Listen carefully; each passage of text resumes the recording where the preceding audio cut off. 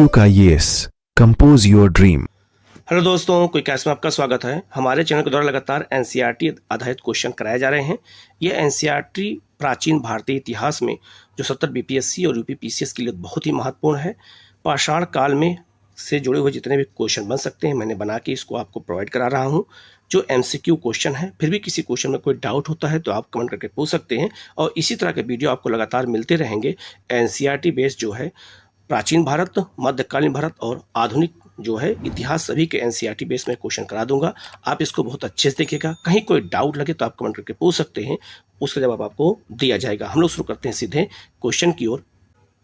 Question solve करने से पहले हम लोग ये देख लेते हैं कि इतिहास को 3 भागों में बांटा जाता है। एक को कहते हैं प्रागैतिहासिक काल, या इसको कहते हैं पार्क ऐतिहासिक काल कहते हैं। दूसरा अंध ऐतिहासिक काल और तीसरा होता है ऐतिहासिक काल।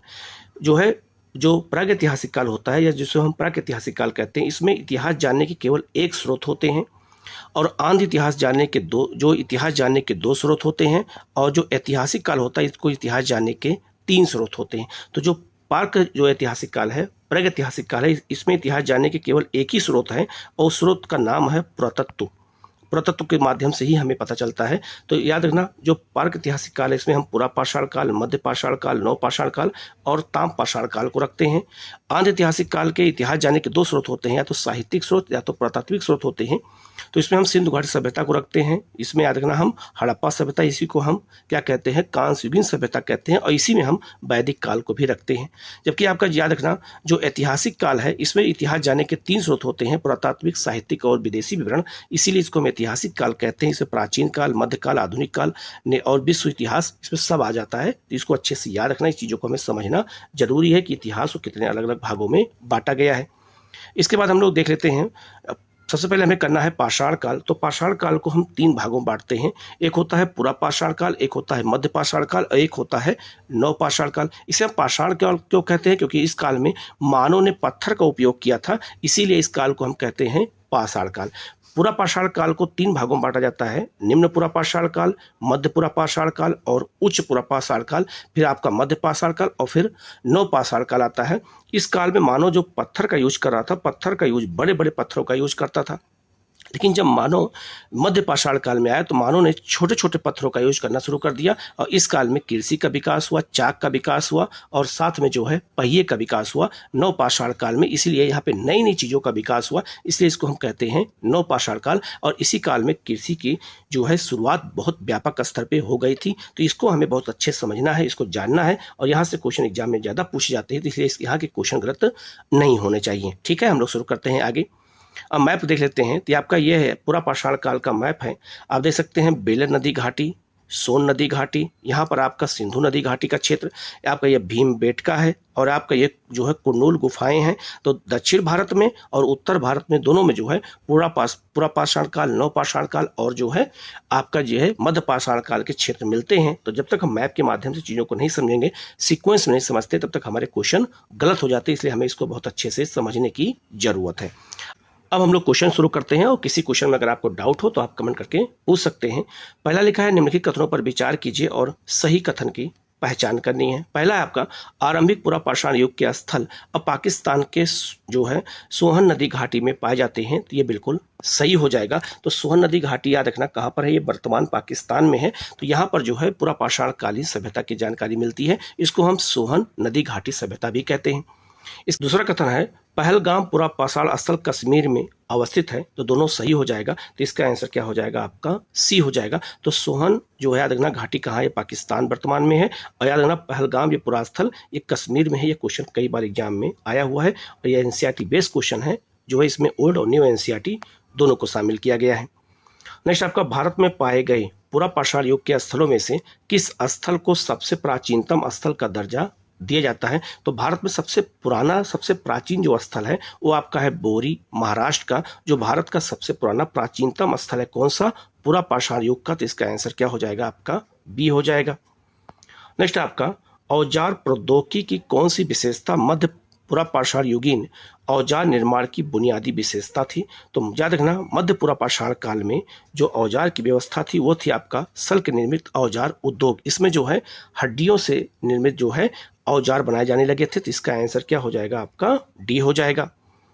नेक्स्ट क्वेश्चन है आपका, उत्तर पुरापाषाण काल में नारी अथवा मातृ शक्ति के रूप में किसकी पूजा की जाती थी? तो उसमें पूजा करते थे रोड़ी मलबे से निर्मित चबूतरों पर रखे पत्थर की मूर्ति रख देते थे मिट्टी करके, और उसी पत्थर की मूर्ति रख के उसी की पूजा करते थे। जो है किस काल में? तो पुरापाषाण काल में। तो इसका आंसर क्या हो जाएगा आपका? सी हो जाएगा। नेक्स्ट क्वेश्चन है आपका, निम्नलिखित में से किस काल के लोगों को आखेटक या खाद्य संग्राहक के रूप में जाना जाता है? तो हम इसको कहते हैं नवपाषाण काल में। इस काल में लोग जो है शिकार करते थे और जो है भोजन को इकट्ठा करते थे घूम घूम के। तो इसका आंसर सी हो जाएगा। नेक्स्ट आपका, सर्वप्रथम किन स्थलों से पशुपालन के साक्ष्य मिलते हैं? तो भारत में सबसे पहली बार पशुपालन के साक्ष्य दो जगह से पाए गए, आदमगढ़ से और बागौर से। आदमगढ़ कहाँ है और बागौर कहाँ है? तो याद रखना, आदमगढ़ ये मध्य प्रदेश के होशंगाबाद जिले में है, और बागौर जो है ये राजस्थान के जो है भीलवाड़ा जिले में है। पहली बार यहीं पे पशुपालन के साक्ष्य पाए गए। तो इसका आंसर क्या हो जाएगा? तो इसका आंसर हो जाएगा आपका सी हो जाएगा। ए और दो दोनों सही हैं। नेक्स्ट आपका, लघनाज का संबंध किस राज्य से है? लघनाज जो है एक नवपाषाणकालीन स्थल है और इसका संबंध है गुजरात से। तो गुजरात में ही लघनाज है और यहीं से जो है बहुत सारी हड्डियां पाई गई हैं। नेक्स्ट आपका, निम्नलिखित में से किस नवपाषाण स्थल से लोग कच्ची ईंटों के घर बना करके रहते थे? तो याद रखना, मेहरगढ़। मेहरगढ़ पाकिस्तान में है। इसे जो है रोटी की टोकरी भी कहा जाता है और यहाँ पे तांबा गलाने का काम भी होता था। तो मेहरगढ़ में कृषि की शुरुआत पहली बार हुई थी भारत के, अगर देखा जाए भारत से बाहर, तो गेहूं की खेती पहली बार यहीं पे हुई थी मेहरगढ़ में। तो इसका आंसर बी हो जाएगा। यहाँ पर लोग कच्ची ईंटों का घर बना करके रहते थे। नेक्स्ट क्वेश्चन है आपका, निम्नलिखित में से किन नवपाषाण स्थल से लोग मौसमी शिविरों में रहते थे? मतलब एक मौसम में, खास मौसम में घर बना के रहते थे। तो बुर्ज होम। बुर्ज होम कहाँ है? कश्मीर में है। और यहाँ पे लोग जो है गड्ढे बना करके घर में रहते थे, घर बनाते थे गड्ढे खोद करके। तो इसका आंसर क्या हो जाएगा आपका? ए हो जाएगा। नेक्स्ट क्वेश्चन है आपका, निम्न में से कौन सा स्थल प्रागैतिहासिक चित्रकला से संबंधित है? यहाँ प्रागैतिहासिक मतलब होता है पाषाण काल। तो पाषाण काल में चित्रकला का जो सबसे प्रसिद्ध क्षेत्र है वो है आपका भीमबेटका। ये मध्य प्रदेश में है और भीमबेटका में जो है 550 से अधिक गुफाएं मिली हैं। इसमें बहुत सारे चित्र पाए गए हैं। आप चित्र को देख सकते हैं, अलग अलग तरीके से इसमें चित्र को दिखाया गया है। तो चित्रकला की शुरुआत अगर पूछा जाए कब से हुई भारत में और खास करके गुफाओं में, तो याद रखना वो पाषाण काल से शुरू हुई है। तो इसका आंसर क्या हो जाएगा आपका? बी हो जाएगा। नेक्स्ट क्वेश्चन है आपका, निम्नलिखित कथनों पर विचार कीजिए और सत्य कथन की पहचान करनी है। इसमें कौन सा कथन सत्य है? पहला है आपका, सबसे पहले कुंभकारी जो है नवपाषाण काल में प्रारंभ हुई थी। बिल्कुल सही है। कुंभकारी का मतलब यहाँ पे हो गया मिट्टी के बर्तन बनाना।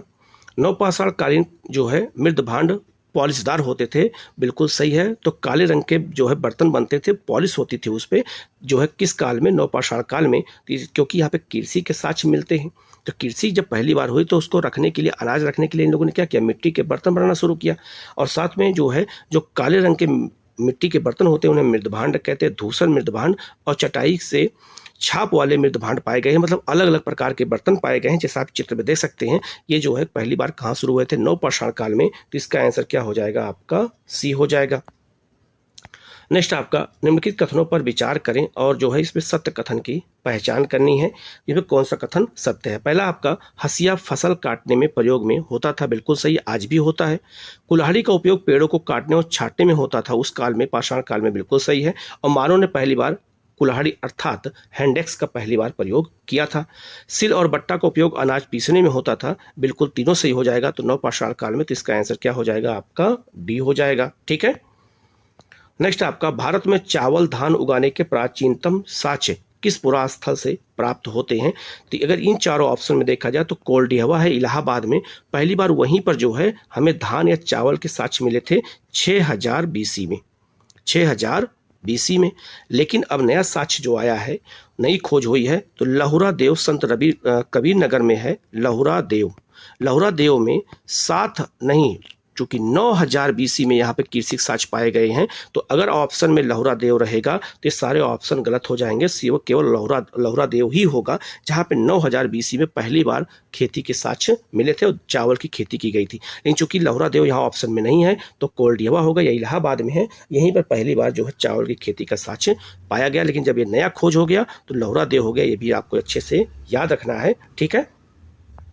नेक्स्ट आपका, सभी प्रारंभिक नवपाषाणकालीन संस्कृतियों की अर्थव्यवस्था मुख्यतः किस पर आधारित थी? तो नवपाषाण काल में जो है संस्कृति जो उस समय थी वो किस पे आधारित थी, खेती और पशुपालन पर। तो यहाँ देखना नवपाषाण काल में खेती होनी शुरू हो गई थी, पशुपालन शुरू हो गया था, तो पूरी अर्थव्यवस्था किस पर डिपेंड थी, खेती और पशुपालन पर। तो इसका आंसर सी हो जाएगा।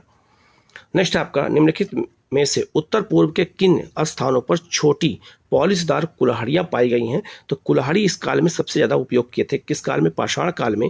तो ये ज्यादा पॉलिश जो है छोटी पॉलिशदार कुल्हाड़ियां जो पाई गई थी वो कोचार पहाड़ियों पर, ये कहाँ पर है, आंध्र प्रदेश में, नागा पहाड़ी नागालैंड में, और गारो पहाड़ी आपका मेघालय में। इसका आंसर डी हो जाएगा, सभी जगह पर कुल्हाड़ी पाए गए हैं। तो इसका आंसर डी हो जाएगा।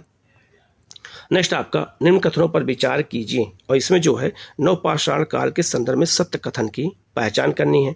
तो नवपाषाण काल में गांव की झोपड़ियां एक दूसरे से सटी रहती थी, बिल्कुल सही है। तो नवपाषाण काल में जो है जब खेती की शुरुआत हुई तो खेत की रक्षा करने के लिए ही उसी के बगल में गांव बनने लगे थे। तो गांव का विकास भी इसी समय हुआ था, नवपाषाण काल में, खेतों की रक्षा के लिए। झोपड़ियों के क्षेत्र को कांटेदार झाड़ियों से घेर दिया जाता था, क्योंकि जंगली जानवर होते थे तो उनसे बचने के लिए जो है झोपड़ियों को घेर देते थे। भोजन आग में पकाकर खाते थे, बिल्कुल सही है। और मिट्टी के बर्तनों को स्त्रियां बनाती थीं, ये भी बिल्कुल सही है। तो इसका आंसर क्या हो जाएगा, डी हो जाएगा। तो इस तरह के क्वेश्चन एग्जाम में अब पूछने लगे हैं, तो इसका आंसर याद रखना, ऐसे ही क्वेश्चन अब हमें अच्छे से प्रैक्टिस करनी है। नेक्स्ट आपका निम्नलिखित कथनों पर विचार कीजिए और सही कथन की पहचान करनी है। नवपाषाणकालीन लोग मातृ देवी के रूप में धरती माता की पूजा करते थे, तो ये बिल्कुल सही है। तो धरती माता के रूप की पूजा करते थे किस काल में, नवपाषाण काल में। पुरोहितों के वर्ग का समाज में अस्तित्व था, तो याद रखना नवपाषाण काल में पुरोहित वर्ग जन्म ही नहीं लिया था। तो इसका आंसर केवल एक होगा, क्योंकि ज्यादा नवपाषाण काल में धर्म के ज्यादा साक्ष्य नहीं मिलते, लेकिन प्रकृति के रूप में जो है धरती की पूजा ये लोग करते थे। लेकिन याद रखना कोई यहाँ पे विचार, कोई धर्म का बात नहीं की गई थी, तो पुरोहित वर्ग था ही नहीं, ये बात याद रखना। तो इसका आंसर क्या हो जाएगा, आपका ए हो जाएगा। नेक्स्ट आपका निम्नलिखित में से नवपाषाणकालीन संस्कृति के बारे में असत्य कथन की पहचान कीजिए। इसमें कौन सा कथन है जो असत्य है नवपाषाण काल के संदर्भ में। पहला आपका जो है ताम्रपाषाणकालीन युगीन लोग हड्डियों और सीपियों के आभूषण बनाते थे, बिल्कुल सही है। कपास की रुई से कपड़े बनाए जाते थे, बिल्कुल सही है। खाली समय में मनोरंजन करते थे, ये भी बिल्कुल सही है। बड़े बड़े मंदिरों का निर्माण करते थे, गलत हो जाएगा। भारत में मंदिरों का निर्माण गुप्त काल में हुआ है, तो इसका आंसर डी हो जाएगा, जो गलत है, बाकी सब सही है। नेक्स्ट आपका निम्नलिखित में से मुरहाना पहाड़ नवपाषाण काल संस्कृति के संबंध में किस लिए जाना जाता है। तो देखना जो आपका मुरहाना जो पहाड़ है ये किस क्षेत्र में, दक्षिण भारत में है, आंध्र प्रदेश क्षेत्र में। तो किसके लिए जाना जाता है, तो याद रखना यहाँ पर क्या हुआ था, शैल चित्रों का निर्माण हुआ था। अब शैल चित्र मतलब ये होगा गुफाओं में पत्थरों पर चित्र बनाते थे। आप चित्र देख सकते हैं, ऐसे ही चित्रों का ये लोग निर्माण करते थे, सुअर का, अलग अलग जानवर का। तो जिन जानवरों का शिकार करते थे उन्हीं का ये लोग चित्र बनाते थे। तो इसका आंसर क्या हो जाएगा, आपका ए हो जाएगा, ठीक है।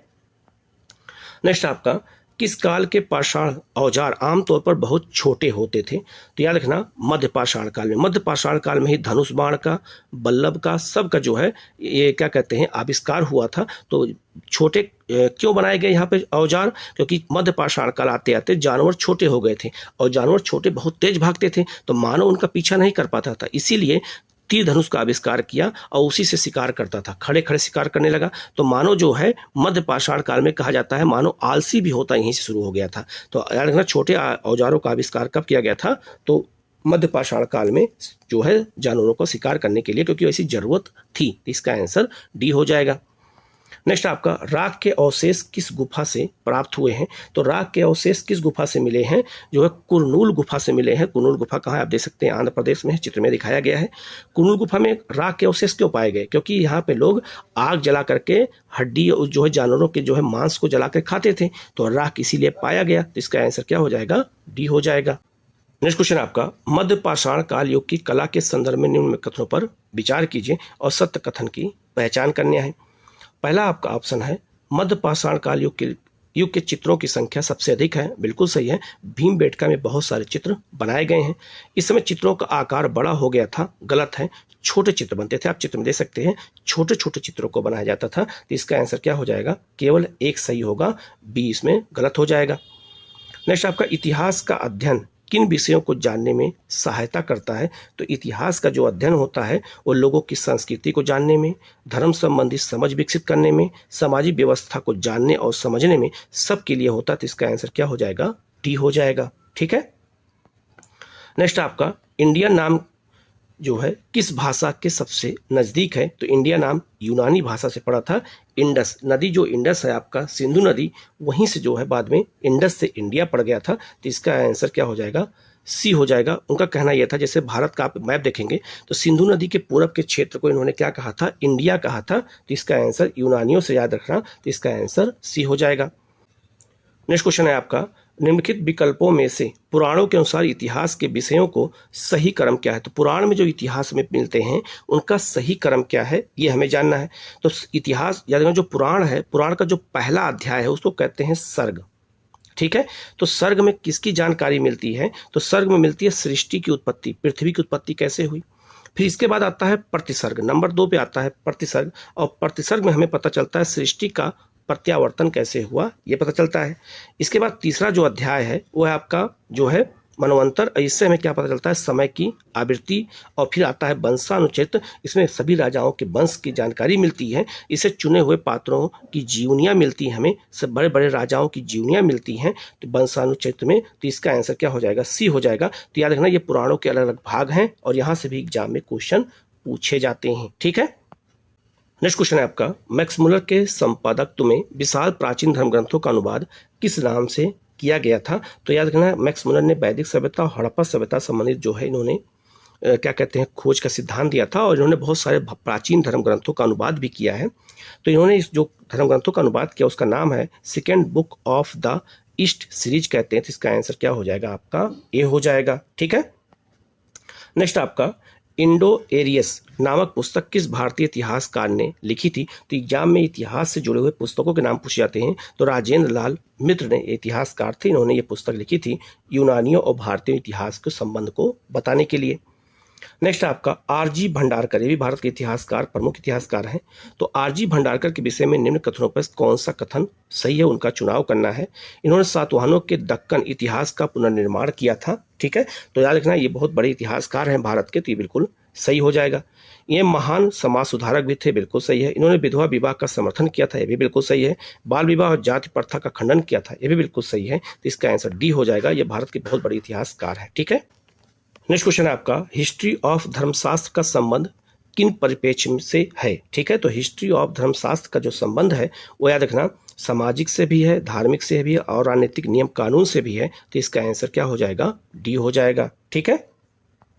नेक्स्ट आपका मार्क्सवादी विचारधारा के अनुसार किस काल को स्वर्णिम युग की संज्ञा दी जाती है? तो मार्क्सवादी विचारधारा भी हमारे इतिहास में है। तो इन्होंने जो है कुषाण काल को क्या दिया है? स्वर्णिम युग दिया है। क्यों? क्योंकि मार्क्सवादी जो है ये चीन की विचारधारा से जुड़े हुए हैं, क्योंकि मार्क्स कहाँ का रहने वाला था? चीन का। और कुषाण हमारे देश में कहाँ से आए थे? चीन से। इसलिए चीन को, ये कुषाण काल को क्या कहते हैं? स्वर्णिम युग कहते हैं। तो इसका आंसर क्या हो जाएगा? सी हो जाएगा। ठीक है।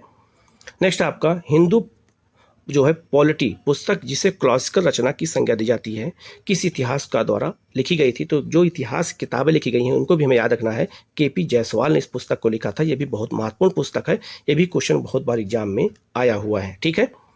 नेक्स्ट आपका इतिहासकार जो है किसे कहा जाता है? इतिहासकार हम किसे कहते हैं? तो इतिहासकार कहते हैं जो अतीत के कालक्रम का अध्ययन करता है, उसे हम क्या कहते हैं?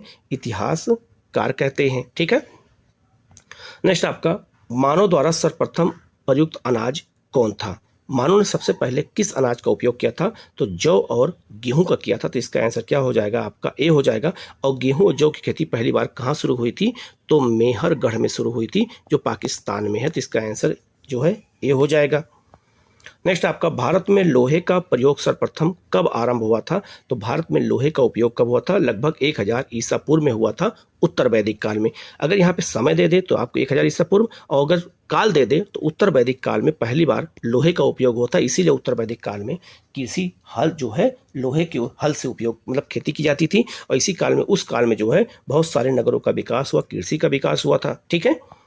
नेक्स्ट आपका निम्नलिखित में से किस काल के अंतर्गत कब्र के ऊपर एक घेरे में बड़े बड़े पत्थरों को खड़ा किया जाता था? तो उसे हम कहते हैं कौन सा काल? तो महापाषाण काल कहते हैं। ठीक है। तो महापाषाण काल में मानव की जो कब्र होती थी उस पर बड़े बड़े पत्थर, ये कब्र है और इस पर बड़े बड़े पत्थर को रखते थे, इसे उसको कहते हैं, क्या कहते हैं, तो उसे हम महापाषाण काल कहते हैं। तो इसका आंसर डी हो जाएगा। ये सभ्यता कहाँ थी, तो भारत के दक्षिणी क्षेत्र में थी। ठीक है, नेक्स्ट क्वेश्चन है आपका, निम्नलिखित कथनों पर विचार कीजिए और सत्य कथन की पहचान कीजिए। पहला है आपका, अनुलंब उत्खनन के अंतर्गत खड़ी लंबवत खुदाई होती है, बिल्कुल सही है। तो मान लो किसी क्षेत्र की खुदाई करनी है तो जब हम लंबवत खुदाई करते हैं तो उसे कहते हैं, और क्षैतिज उत्खनन कहते हैं जब हम ऐसे खुदाई करते हैं तो हम क्षैतिज कहते हैं।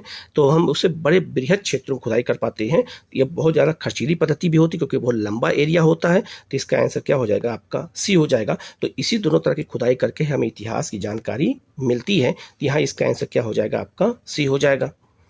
नेक्स्ट आपका, सिक्कों के अध्ययन को क्या कहा जाता है, तो सिक्के के अध्ययन को कहते हैं मुद्रा शास्त्र कहते हैं। तो इसका आंसर क्या हो जाएगा, आपका सी हो जाएगा। और भारत में सिक्के सबसे पहले आहत सिक्के बनते थे जो ठप्पा मार के बनाए जाते थे। ठीक है, नेक्स्ट आपका, निम्नलिखित में से कौन से कथन भारतीय यूनानी सिक्कों के संदर्भ में सत्य है। तो भारतीय यूनानी मतलब यह हुआ कि यूनानी आए और भारत पर कब्जा कर लिया, तो उन्होंने जो सिक्के ढाले थे उसके संबंध में है। पहला आपका, हिंद यमन, उन्हें हिंद यमन कहते थे। भारतीय यूनानी सिक्के चांदी, तांबे और कभी कभी सोने के भी बनाए जाते थे। ठीक है, तो याद रखना ये बिल्कुल सही है।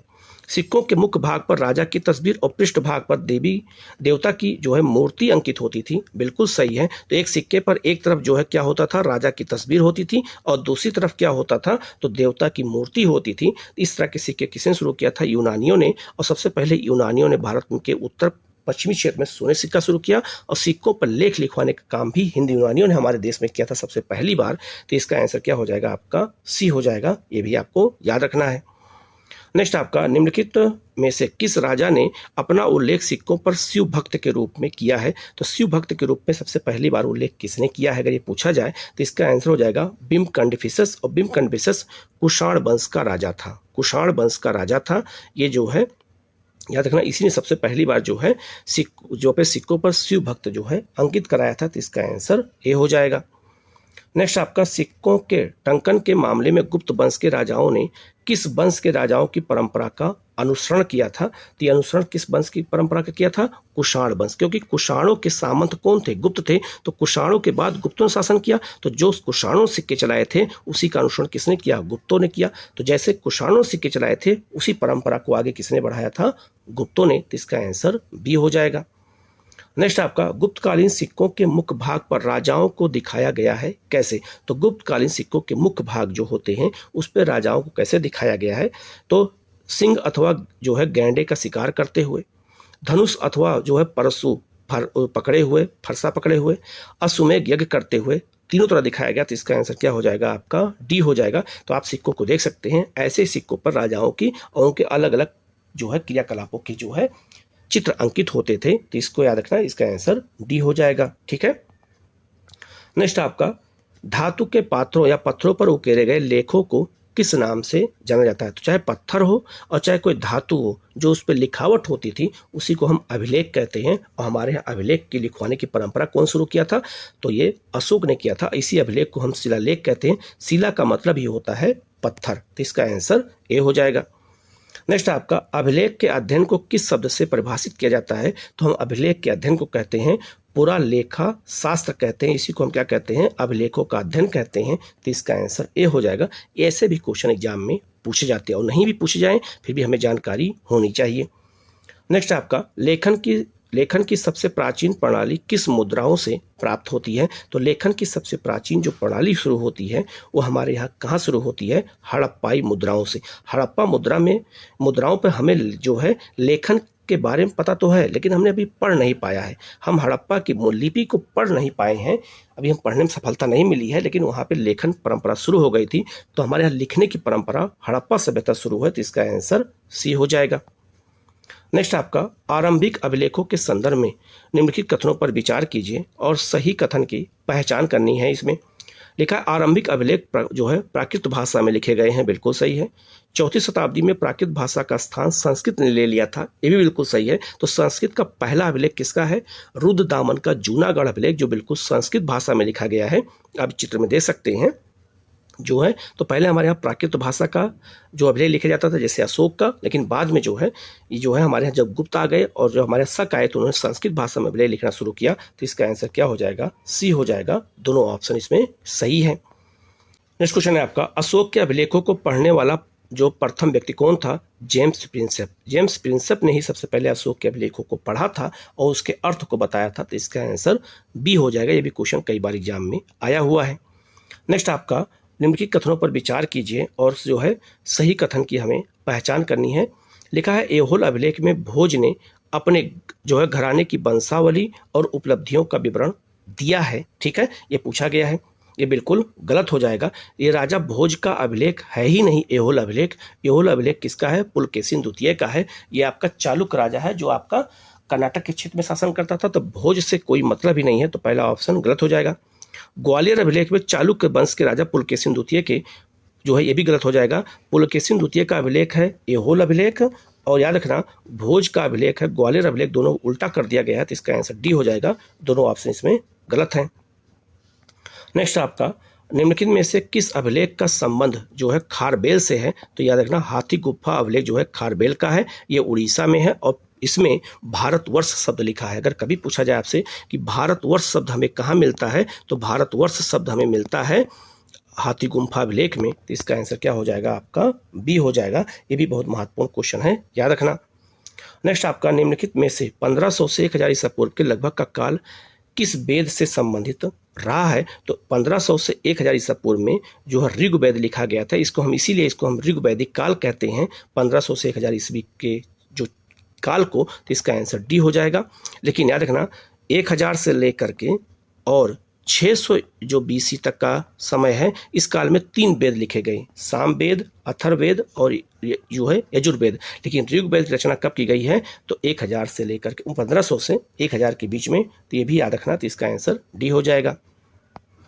नेक्स्ट आपका, निम्नलिखित कथनों पर विचार कीजिए और असत्य कथन की पहचान करनी है हमें। इनमें कौन सा कथन असत्य है? ठीक है, पाणिनि का व्याकरण जो है 450 ईसा पूर्व के आसपास लिखा गया था, गलत हो जाएगा। ये 200 ईस्वी के आसपास लिखा गया था। व्याकरण सूत्र लेखन का सबसे विख्यात उदाहरण है, गलत हो जाएगा। लेखन नहीं, जो है यह क्या कहते हैं, व्याकरण सूत्र जो है समझने के लिए किया गया था, लिखने के लिए नहीं। तो इसका आंसर डी हो जाएगा। दोनों ऑप्शन इसमें गलत हो जाएगा। ठीक है, नेक्स्ट आपका, धर्म सूत्रों और स्मृतियों को जाना जाता है किस रूप में? तो धर्म सूत्रों और स्मृतियों को रूप हम जानते हैं सर्वसाधारण और शासकों के लिए नियम और विनियम। तो जनता के लिए और राजाओं के लिए जो नियम बनाए गए थे वो धर्म सूत्रों और स्मृतियों में मिलते हैं। तो इसका आंसर क्या हो जाएगा? बी हो जाएगा। हमें जनता के, साधारण जनता के क्रियाकलाप, उनके नियम, समाज में उनको कैसे रहना है, सब नियम हमें धर्म सूत्रों और स्मृतियों में मिलते हैं और राजाओं के लिए भी यही नियम पाए जाते हैं। ठीक है, नेक्स्ट आपका, निम्नलिखित में से किन किन साहित्य को उत्तरवर्ती वैदिक साहित्य के अंतर्गत किया जाता है? तो उत्तरवर्ती वैदिक साहित्य को हम क्या कहते हैं? ये काल कब से कब तक? अभी मैंने बताया 1000 से 600 ईस्वी, और 1000 से 600 ईस्वी के बीच में क्या क्या इसमें लिखा गया है, यही एग्जाम में आपसे पूछा गया है। तो इसमें हम ब्राह्मण ग्रंथ, अयणक और आपका उपनिषद लिखे गए हैं। मिलिंद पन्नों बाद में लिखा गया था, इससे कोई मतलब नहीं है क्योंकि ये वैदिक साहित्य है भी नहीं, वैदिक ग्रंथ है भी नहीं। तो ये तीनों वैदिक ग्रंथ हैं। इसका आंसर सी हो जाएगा। ठीक है, तो ये सब कब लिखे गए हैं? उत्तर वैदिक काल में 1000 से 600 ईसा पूर्व के बीच में। ठीक है, नेक्स्ट क्वेश्चन है आपका, निम्नलिखित कथनों पर विचार कीजिए और जो है रामायण की विशेषताओं के संबंध में सही कथन की पहचान करनी है। रामायण महाभारत के बाद की रचना प्रतीत होती है, बिल्कुल सही है। रामायण में मूलतः 6000 श्लोक थे, बिल्कुल सही है। तो रामायण में आज वर्तमान में 24000 श्लोक है, लेकिन जब रामायण रचना की गई थी तो मूल रूप से 6000 श्लोक थे। तो इसका आंसर क्या हो जाएगा? सी हो जाएगा। दोनों इसमें सही है। नेक्स्ट क्वेश्चन है आपका, निम्नलिखित कथनों पर विचार कीजिए और असत्य कथन की पहचान करनी है। में कौन सा कथन असत्य है? पहला है, कौटिल्य का अर्थशास्त्र 15 खंडों में विभक्त है, बिल्कुल सही है। तो अर्थशास्त्र जो है कौटिल्य का वो 15 अधिकरण मतलब होता है खंड, और 4000 श्लोक पाए जाते हैं किसमें? अर्थशास्त्र में। कौटिल्य के अर्थशास्त्र का तीसरा और 5वां खंड अधिक पुराना है, गलत हो जाएगा, इससे कोई मतलब ही नहीं है। तो इसका आंसर जो केवल 2 होगा, जो गलत है। पहला ऑप्शन इसमें सही है। नेक्स्ट आपका, राजतंगड़ी के बारे में निम्नलिखित कथनों पर विचार कीजिए और सत्य कथन की पहचान करनी है। में कौन सा कथन सत्य है? कल्हण के ने इसकी रचना 12वीं शताब्दी में की थी, बिल्कुल सही है। यह चंदेल राजाओं के चरित्र का उल्लेख करता गलत हो जाएगा। जो कल्हड़ की राज तरंगणी है यह कश्मीर के इतिहास से संबंधित है, तो पहला ऑप्शन सही हो जाएगा, दूसरा ऑप्शन इसमें गलत हो जाएगा। तो इसका आंसर क्या हो जाएगा? तो इसका आंसर हो जाएगा जो है असत्य पूछा गया, तो इसका आंसर केवल 2 होगा जो गलत है, और पहला ऑप्शन इसमें सही है, तो इसका आंसर बी हो जाएगा। नेक्स्ट क्वेश्चन है आपका, निम्नलिखित कथनों पर विचार कीजिए और इनमें कौन सा असत्य कथन है उसकी पहचान करनी है। पहला आपका, मनुस्मृति प्रारंभिक भारत का एक धार्मिक ग्रंथ है, गलत हो जाएगा। यह विधि ग्रंथ है, धार्मिक ग्रंथ है, यह लॉ की पुस्तक है, तो पहला ऑप्शन गलत हो जाएगा। इसकी रचना संस्कृत भाषा में की गई थी, बिल्कुल सही, तो इसका आंसर केवल 1 होगा जो गलत है, और दूसरा ऑप्शन इसमें सही है। नेक्स्ट आपका, पेरिप्लस ऑफ द इरिथियन सी किसके द्वारा लिखी गई है? तो याद रखना इसके बारे में कोई जानकारी हमें नहीं मिलती है, क्योंकि इसके राइटर के बारे में कोई जानकारी हमें नहीं है, लेकिन समुद्री याद रखना यूनानी समुद्री यात्री इसको हमें आंसर कह सकते हैं, क्योंकि उसका नाम तो नहीं मिलता, लेकिन वो यूनान का रहने वाला था, ये तो पता है। लेकिन इसमें एक चीज़ और याद रखना है, अगर आपसे कभी ये पूछ दिया जाए कि पेरिप्लस ऑफ द इरिथियन सी में इरिथियन सी का संबंध आज किस सागर से है, तो लाल सागर। किस सागर से है? तो लाल सागर को, जो आज वर्तमान में लाल सागर है, ये लाल सागर को इरिथियन सी कहते थे, यूनानी लोग कहते थे। तो इसका आंसर क्या हो सकता है? सी हो सकता है, क्योंकि यूनानी समुद्री यात्री द्वारा लिखा गया एक पुस्तक, लेकिन इस पुस्तक से हमें राइटर के बारे में पता नहीं है। इरिथियन सी की पहचान किससे की जाती है? लाल सागर से, ये बात जरूर याद रखना, तो इसका आंसर सी हो जाएगा।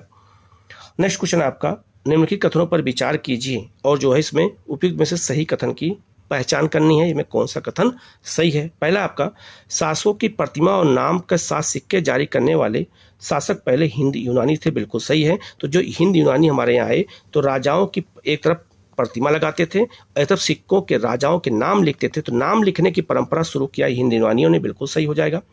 हिंद यूनानियों ने 2वीं शताब्दी में भारतीय उपमहाद्वीप के उत्तर पश्चिमी क्षेत्र पर नियंत्रण स्थापित कर लिया था, बिल्कुल सही हो जाएगा। तो उत्तर पश्चिमी क्षेत्र भारत का जो था उस क्षेत्र पर किसने शासन स्थापित कर लिया था?